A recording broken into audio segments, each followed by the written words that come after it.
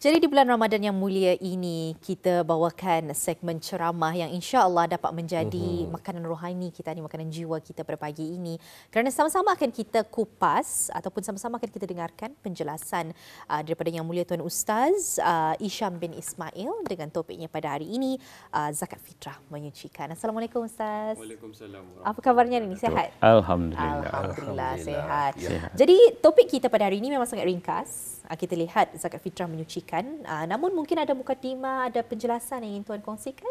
Silakan Tuan Ustaz. Terima kasih. Assalamualaikum warahmatullahi wabarakatuh. Bismillahirrahmanirrahim. Alhamdulillahirabbil alamin wassalatu wassalamu ala asyrafil anbiya wal mursalin sayyidina Muhammadin wa ala alihi wa sahbihi ajma'in. Rabbi shrah li sadri wa yassir li amri wahlul 'uqdatam min lisani yafqahu qawli. Amma ba'd. Jadi alhamdulillah tajuk tani hari ini zakat fitrah itu menyucikan, macam gantong-gantong bunyinya. Ya. Tapi sebenarnya di dalam zakat fitrah itu terkandung ganjaran yang cukup besar kepada ketani semua. Bukan saja kepada ketani sebenarnya, tapi ketani sebagai yang memberi zakat dan kepada yang menerima zakat. Di sini saya kongsikan, kalau dalam Quran terlalu banyak ayat. Biasanya dikaitkan dengan solatnya, aqimus solah, ita'uz zakah. Dalam Quran banyak tu beritahu macam tu, dirikanlah solat, kemudian tunaikanlah zakat. Tapi apa yang kita melihat? Sebab kita ni kebanyakan melihat bahawa membayar zakat ini adalah satu macam benda penting usulnya. Kenapa? Kerana nilainya. Kita ni lihat nilainya macam di negara Brunei Darussalam, beras wangi nilainya RM2.84. Ya. Kemudian kalau beras siam RM2.93 kalau tak silap. Jadi kalau dilihat macam dah je tinggi nilainya ni ya. Tapi kenapa ia dapat meringankan beban orang yang menerimanya? Ini yang kita ni lupa ni. Sebab kita ni dalam kehidupan kita ni sebagai orang Islam ni, tolong menolong itu adalah satu perkara yang begitu dituntut oleh agama Islam. Jadi walaupun orang sedikit, tapi sedikit yang kita ni kongsikan itu mendapat keberkatan dan akhirnya cukup untuk kita ni kongsikan bersama. Dan juga kalau kita ni lihat bahawa kepentingan zakat ini sendiri, ia ada dalam rukun Islam. 5 rukun Islam itu kalau dilihat cantik tu susunannya. Yang pertama solat fardu 5 waktu sehari semalam. Kemudian yang pertama syahadah dulu. Kemudian solat fardu 5 waktu sehari semalam. Kemudian puasa, kemudian zakat dan haji. Dan kalau kita ni lihat susunannya tu amat cantik. Syahadah adalah ibadah kita ni selagi kita ni bernafas. Dari start mula kita ni bernafas, syahadah itu sudah ditanamkan segala kalimah tauhid apa itu arah kita ni. Manakala sembahyang pula adalah ibadah kita ni 5 waktu sehari semalam. Yang wajib. Kalau yang sunatnya ada banyak tu tapi ini yang wajib. Kemudian ibadah puasa. Kewajipan kita ni berpuasa sebulan dalam setahun. Kemudian zakat sekali dalam setahun. Zakat fitrah. Dan haji, ia wajib sekali dalam seumur hidup. Jadi di sana cantik sudah susunan itu kalau kita ni melihat. Dan kalau kita ni kembali semula kepada tajuk, kenapa zakat itu menyucikan? Sebab kita ni tahu bahawa di dalam harta kita ni itu, dalam hak kita ni itu, ada sebenarnya persen ataupun hak orang lain. Itu sebenarnya kenapa ia menyucikan itu, ia menyucikan harta kita ni. Bukan itu saja pelang sebenarnya. Kalau kan dilihat pengertian daripada zakat ini, kalau kita lihat dalam Al-Quran surah At-Taubah ayat 103, terjemahannya, ambillah zakat dari sebagian harta mereka, dengan zakat itu kamu membersihkan dan menyucikan mereka. Artinya orang yang mengeluarkan zakat, orang yang diambil hartanya itu untuk membayar zakat akan disucikan. Artinya disucikan hati. Dan lagi kalau kita ni melihat bahawa kepentingan zakat ni pada hari ini, sebab kita ni tolong menolong di antara satu dengan yang lain. Tetapi kita ni indah menampakkan bahawa macam ia sedekah. Sedekah itu lain anunya, lain caranya. Sedekah. 1. 2, kalau kita ni kan berkongsi macam Ramadan ni banyak orang berkongsi rezeki. Itu lain. Tapi ini zakat. Diambil daripada harta kita ni sendiri. Dan ia dapat menyucikan, macam tadi, menyucikan hati kita ni juga. Betul. Kalau bis kita berdua ada banyak duit. Amin. Amin. Amin lah, amin. Mau ke anda mengeluarkan sedikit saja? Tentunya. Sudah tentunya. Kenapa? Kenapa kita ni mengeluarkan sedikit atau? Pasal masih ada banyak yang tinggal. Tapi kalau dalam hati kita ni tertanam sudah sifat tamak, sifat bakhil. Ini janji tadi masa belum berduit. Betul. Sudah kita ni melihat duit itu banyak, let's say sampai berpuluh juta. Sekali zakatnya pun juta je sekali kalau ikut sukatannya. Sebab tujuan tadi kan membersihkan harta kita ni. Sebab di dalamnya ada hak orang lain. Jadi kita ni pun mengeluarkan macam zakat fitrah ni mungkin RM2.84 itu tidak berapa berat. Tidak keresahan kan. Tapi cuba bayangkan kalau sudah banyak. Apa rasa dalam hati kita ni? Rasa teragak-agak mungkin. Teragak-agak, kata-kata. Tapi itu tu. Sebab dijanjikan sudah dalam Quran kan. Barang siapa yang menginfakkan hartanya di jalan Allah tu, kemudian akan ditambahkan lagi rezekinya. Itu sudah dijanjikan dalam Al-Quran. Jadi sebenarnya, makin kita mengeluarkan duit, umpamanya zakat ni, makin pelang rezeki itu datanglah. Ini konsep rezeki itu kan. Tapi perlu kita ni sucikan dengan zakat. Sebab kalau kita ni indah mensucikan dengan zakat, maka sudah tentunya kita ni indah bersyukur. Betul. Sudah tentu bersyukur, maka Allah akan menambahkan nikmat. Sebab Allah berjanji dalam Al-Quran, la in syakartum la azidannakum. Semua orang hafal ni ayat ni. Surah Ibrahim ayat 7. Jika kamu bersyukur, nescaya akan aku tambahkan nikmat ke atas kamu. Jadi lihat zakat itu kalau kita ni melihat kecil. Macam sekiranya kalau kita seorang atau berdua baru berapa ringgit. Tapi impaknya cukup besar. Sebab seluruh negara kita ni mengumpulkan dan membagi kepada orang-orang yang patut ataupun orang-orang yang layak. Atau tadi gelar sebagai asnaf. Asnaf zakat. Orang-orang yang menerima zakat ini. Saya ada soalan Tuan Ustaz.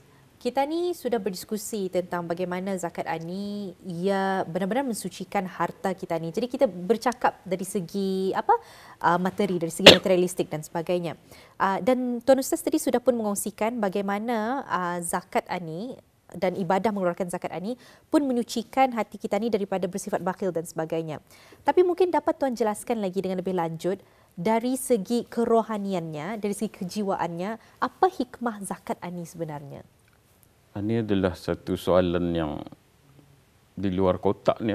Apa hikmah, apa ia punya consequences lah. Kita ni gelarkan sebagai consequences ataupun akibat daripada zakat ini dalam rohani ini. Rohani ini kita ni tahu jasmani yang luaran. Rohani ini yang dalaman.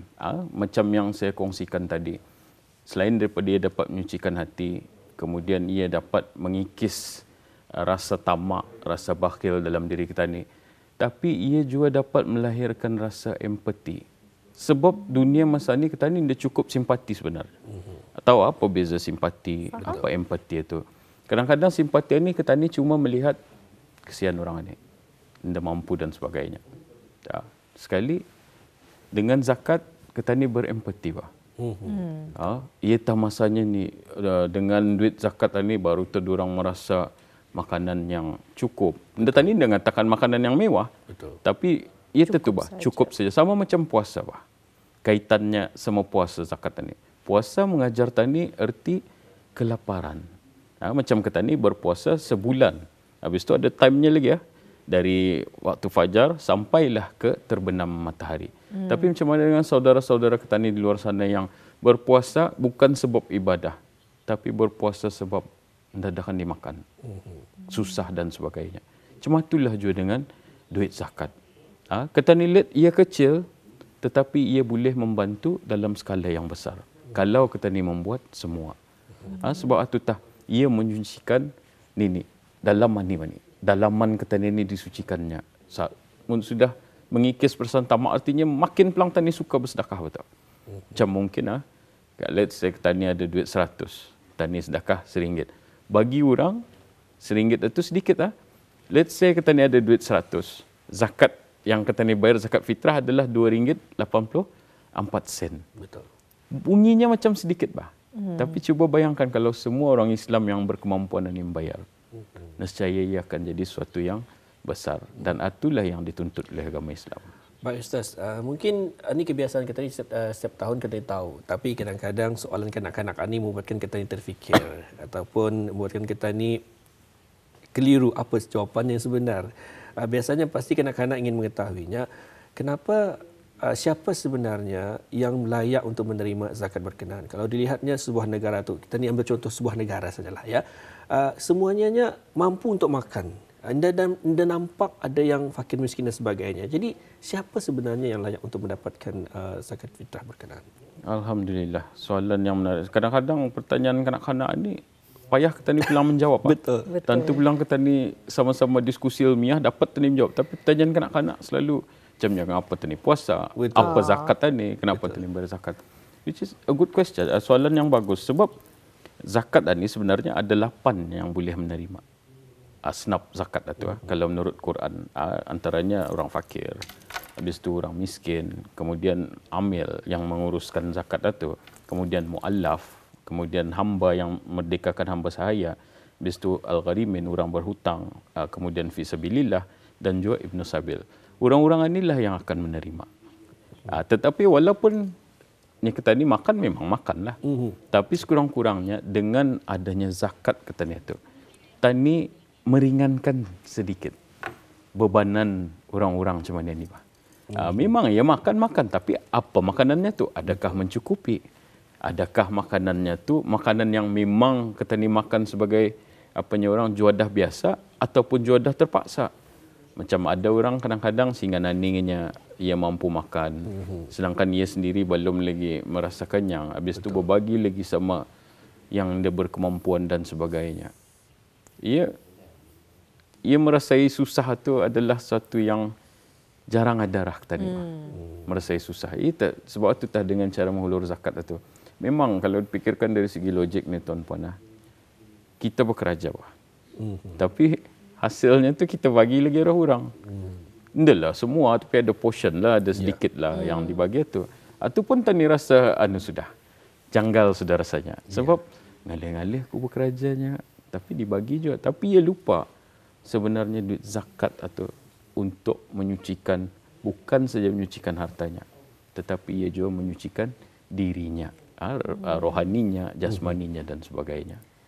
Kalau dilihat saja, Tuan Ustaz, mungkin juga di antara kenapa dalam harta kita ni tu ada rezeki orang lain adalah untuk mengingati kita ni, kejayaan yang kita ni ada, hasil rezeki, duit yang kita ni ada tu, ia bukan semata-mata oleh usaha kita ni saja. Kita ni dah tahu kejayaan kita ni tu ada disebabkan mungkin doa orang yang pernah melihat kita ni, mungkin juga adalah bantuan guru kita ni, apalagi doa ibu bapa kita ni kan. Jadi mungkin selain daripada ia mengikis rasa bakhil, ia juga menanamkan sifat rasa syukur, prihatin dan appreciate ataupun penghargaan kita ni orang-orang sekeliling. Jadi di sini kita ni dapat melihat betapa dalamnya erti hikmah zakat dalam kehidupan ini Tuan Ustaz. Tapi mungkin ada lagi yang ingin dikongsikan berkenaan dengan zakat fitrah ini di samping kita ni masih lagi di bulan Ramadan ini. Okey, yang paling penting bayar duit zakat sebelum terlambat lah. Itulah yang paling. Mungkin dapat Tuan Ustaz kongsikan waktu-waktunya bila ia wajib. Waktunya ni sebenarnya dari awal Ramadan itu sampailah imam mendirikan solat hari raya itu. Itulah waktu-waktunya. Sebab ketan ini kebanyakannya kalau habis kita lihat sembahyang hari raya Aidil Fitri itu sibuk-sibuk tu orang bergagas. Betul. Kan membayar. Berbaris. Last minute berbaris. Mungkin sebab waktu sudah tubah. Orang kata ni waktu genting sudah. Itu makanya orang berapa tu sebenarnya boleh dari awal Ramadan itu membayar. Ni masa ingat ni membayar tak? Pun sebenarnya malah juga pada ketika ini Ustaz, bukan sahaja kita ni hadir ke masjid ataupun membayar di tempat-tempat yang disediakan, tapi on the go. Sekarang ni pun boleh saya sendiri membayar. Awalan ni pun kan guna QR code dan sebagainya. Baik, bagaimana pula dengan hukumnya tu Ustaz kalau yang membayar melalui online tersebut? Hukumnya memang diharuskan. Yang penting membayar. Yang penting membayar. Itulah ya. Yang penting membayar. Kalau kita ninda membayar, berarti kita ninda melakukan salah satu yang ada dalam rukun Islam. Macam mana pun caranya, even berwakil pun boleh. Ya. Berwakilkan pun boleh. Macam kalau kita dah berlaku, bayarkan, tapi makai duit sendirilah. Janganlah makai duit orang yang diwakilkan itu. Jadi Tuan Ustaz, kalau sekiranya ni macam baru terfikir juga, ada mereka yang menetap di negara barat sekiranya. Selepas itu ada tempat untuk mereka menunaikan zakat dan sebagainya. Mungkin boleh kali ahli keluarga di negara asal yang menunaikan zakatnya mewakili beliau yang berada di luar negara. Betul ke tidak tu Ustaz? Sebenarnya zakat itu dibayar di mana ia hidup, di mana ia berada. Itu yang anunya. Tapi kalau tidak ada Ustaz, tempat itu ada macam di negara barat ataupun... Rasanya dia bilang ada tempat yang ada orang menerima zakat ni. Selagi ada Islam, selagi itu ada. Macam di negara barat yang saya tahu, kebanyakan diorang ini kalau macam ada masjid pun diorang ada Islamic Council-nya. Kemudian diorang bagi macam kita ni online. Habis tu kita ni bayar through account itu saja. Kebanyakannya cuma itulah. Tapi kalau ia menunaikan zakat itu di negeri asalnya, dia dapat Ustaz ataupun tidak digalakkan? Bukannya dia dapat juga, tapi sebaiknya di tempat ia berada dan di mana ia hidup itu. Untuk menghilangkan kekeliruan lah Ustaz ya. Bukan memayahkan lagi keadaan. Jadi ada baiknya untuk kita digunakanlah teknologi tersebut ya. Baik, alhamdulillah memang cukup menarik juga. Walaupun tajuknya setiap tahun kita ni faham, mengerti, tapi kadang-kadang ia mudah terkeliru informasinya, maklumat membuatkan kadang-kadang ada lagi yang bercerita ini semikian, bapa lagi yang beritahu katanya sedemikian ya. Jadi mudah keliru. Jadi untuk mengakhiri segmen ceramah Ramadan bulan mulia kita ni Ustaz, mungkin ada lagi pengisian bagi penonton-penonton kita bertajuk zakat fitrah menyucikan ini Ustaz. Alhamdulillah, terima kasih. Kemudian zakat ini sebenarnya yang paling penting adalah satu, ia menolong sesama Islam, itu yang paling utamalah. Kemudian menyucikan diri daripada dosa. Selain daripada yang menyucikan harta, ia juga adalah penyucian jiwa kita ini daripada dosa, kerana ia membersihkan diri kita ini dari dosa. Kemudian ia juga melatih, macam yang saya kongsikan tadi, ia melatih kita ini membuang sifat tamak itu. Sifat bakhil itu kita ini buang. Sebab selagi ada sifat bakhil ini, selagi itu kita ini jadi cintakan dunia. Bila sudah cintakan dunia, artinya kita ni berusaha, benda salah. Islam dah melarang kita ni berusaha mencari harta sebanyak-banyaknya. Yang penting tunaikan kewajipan. Apa antara kewajipan yang perlu kita ni tunaikan? Antaranya ialah membayar zakat. Itulah di sana kita ni melihat penyucian itu. Baik, alhamdulillah telah pun dibawakan ya bersama kita pada hari ini segmen ceramah Ramadan bulan mulia, tajuknya zakat fitrah menyucikan ya. Ini amat penting juga untuk kita ni ketahui ni Nadirah dan juga Ustaz ya. Di mana mungkin ada yang bukan beragama Islam yang ingin mengenali Islam dengan sebaiknya, jadi indah mudah keliru dan juga indah mudah tertipu dengan biasalah pada ketika ini media-media barat kadang-kadang tersalah anggapan dan juga sebagainya, hingga kan sesuatu yang baik dijadikan sesuatu yang buruk. Jadi insyaAllah dengan adanya ceramah bulan Ramadan bulan mulia ini akan sedikit sebanyak menambah lagi ilmu kepada kita semua ya. InsyaAllah. Jadi ribuan terima kasih tidak lupa kami ucapkan kepada Tuan Ustaz berkesudian datang ke Studio 4 Rakyat Pagi pada hari ini. Sama-sama ya kita menambah ilmu bersama dengan Tuan Ustaz. Banyak sahaja informasi sangat ringkas tapi padat yang dapat kita kongsikan di jam terakhir di Rampai Pagi pada hari ini. Sekali lagi ribuan terima kasih Tuan Ustaz. InsyaAllah kita bersua lagi lain kesempatan. Assalamualaikum. Waalaikumsalam warahmatullahi wabarakatuh.